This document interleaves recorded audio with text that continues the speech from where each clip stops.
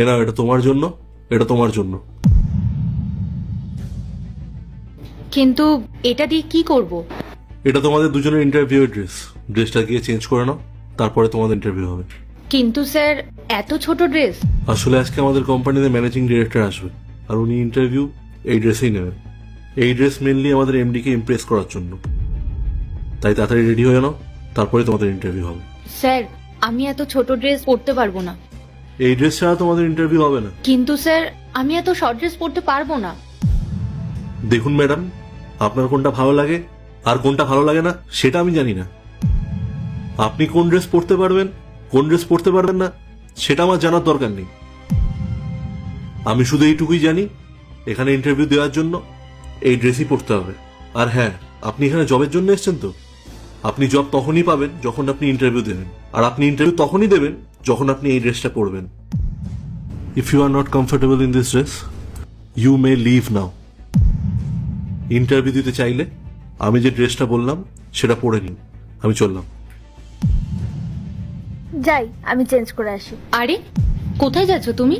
কেন চেঞ্জ করতে যাচ্ছি? ইন্টারভিউ দিতে গেলে তো চেঞ্জ করতে হবে, তাই না? কিন্তু তুমি ওই লোকটার কথা কেন শুনছো? এই ড্রেসগুলো তো অনেক শর্ট, আর ইন্টারভিউর জন্য এটা ঠিক না। মনে হয় তুমি গ্রাম থেকে এসছো, প্রথমবার ইন্টারভিউ দিতে এসছো নাকি?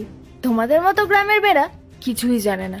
তুমি কি জানো না ইন্টারভিউতে কি করে এগিয়ে থাকতে হয়? তোমার কি মনে হয় কিছু ট্যালেন্ট আর কাগজ দেখিয়ে তুমি জব পাবে? যদি তুমি এরকমই ভেবে থাকো তাহলে তুমি ভুল ভাবছো। এখানে সবাইকে খুশি করতে হয়, পারলে নিজেকে এক্সপোজও করতে হয়, আর প্রয়োজন পড়লে কম্প্রোমাইজও করতে হয়। এত বড় কোম্পানিতে জব পেতে গেলে এগুলো তো করতেই হবে। যদি মনে হয় দুটো কাগজের ভরসায় তুমি জব পাবে, তাহলে তুমি কোনোদিনই পাবে না।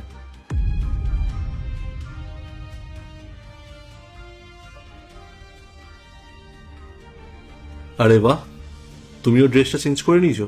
তাহলে চলো ইন্টারভিউর জন্য যাওয়া যাক। আর তুমি তুমি এখানে কি করছো? যাও। স্যার, আমাকে এই পর্যন্ত আসার জন্য অনেক কষ্ট করতে হয়েছে। প্লিজ স্যার, আমাকে একটা সুযোগ দিন। একটা সুযোগ দরকার, ঠিক আছে দিয়ে দেবো, কিন্তু এমনি তো তোমার রিজেকশন তো নিশ্চিত। চলো তাহলে ইন্টারভিউর জন্য যাওয়া যাক, আসো।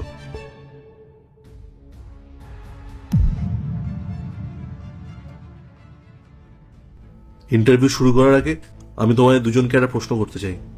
আমি তোমাকে একটা ড্রেস দিয়েছিলাম, সেটা তুমি কোনো দ্বিধা ছাড়াই পরে নিলে কেন? কাম অন স্যার, এতে দ্বিধার কি আছে? আমার বসের যেটা পছন্দ আমি তো সেটাই পরবো, আর বস যেটা বলবে আমি সেটাই করব। আর এমনিতেও